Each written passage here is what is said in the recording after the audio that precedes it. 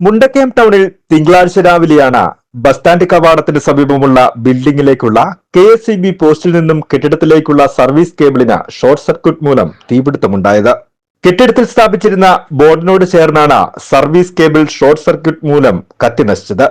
ചെറിയ തോതിൽ ബോർഡിലേക്ക് തീ പടർന്നത് പരിഭ്രാന്തി പടർത്തി.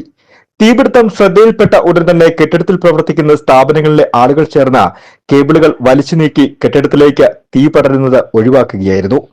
നിരവധി വ്യാപാര സ്ഥാപനങ്ങളുടെ സമീപത്താണ് തീപിടുത്തമുണ്ടായത്.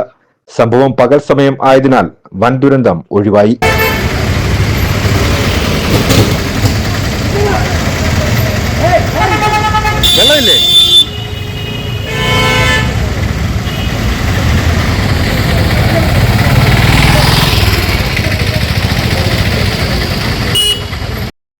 News bureau, Mundakayam.